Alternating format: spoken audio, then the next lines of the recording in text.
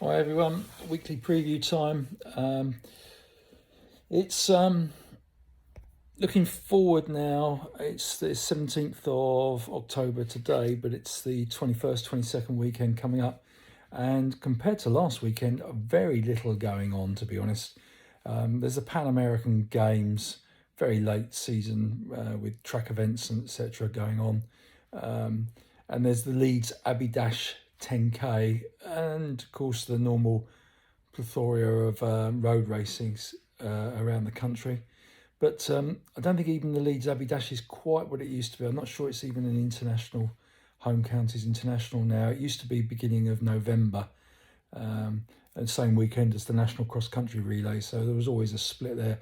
So there's not a lot to talk about really, other than I thought I'd just mention a few thoughts that I've got, because what we saw was a very busy weekend last weekend, both with local league cross country starting up and also a number of really good road races going on around the country. You know, Bath Half Marathon, Great South Run, Manchester Half Marathon.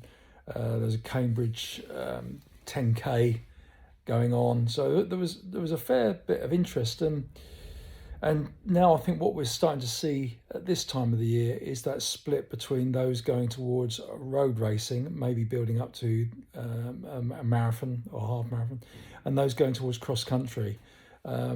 There's some tasty stuff coming up, I think. Andy Butchart goes in the New York Marathon on the 5th of November, and I suspect others will. And then we've got Valencia, which is known as super fast, where the likes of Phil Sessman, I think Emil Caress, Mohammed maybe, and even plenty of others going.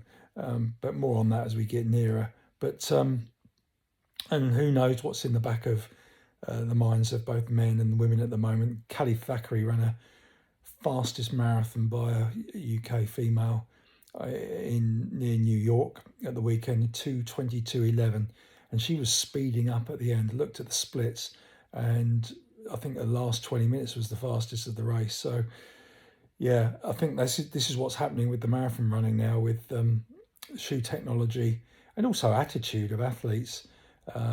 There's certainly very focused attitude from some. And it's really putting the cat amongst the pigeons when it comes to Olympic selections, because it's not straightforward now. You don't just get the time and think you're going, because people are popping fast times all over the place. Rose Harvey ran 2:23:21 recently, and as I say, we've got got some of the men going for it as well. So, and I think also what perhaps they're thinking is, we know exactly what times we've got to do, which are fast, and therefore we're going to set off at that pace, or we're going to train for that pace. We're going to set off at that pace, and then we're just going to hang on for grim death. And the shoe technology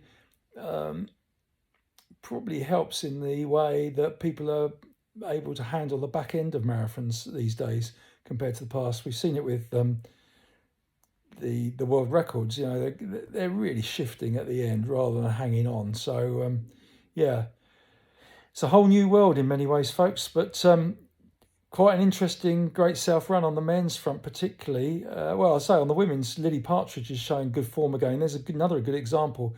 When she's going to pop a fast marathon? Perhaps with a bit of research, I could find that out. But yeah, she won the Great South Run on the women's side. But then in amongst the men's results, we got Callum Hawkins fourth, and we haven't seen too much of Callum over the last few years.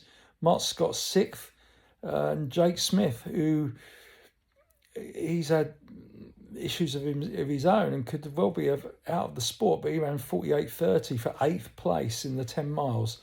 And there's some really good runs going on there. So it's going to be quite interesting to see who goes for the cross country. Liverpool European trials coming up towards the end of November. We might get an indication of that quite soon with the Cardiff Cross Challenge coming up. Who might do that, and who might pop up at local league races.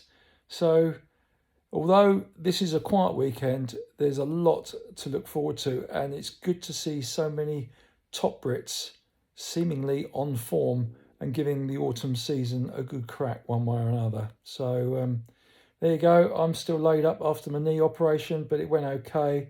This week a bit more uncomfortable than last, but that's, I think, to be expected. I got to the Kent League on Saturday and did some filming. Good to see people.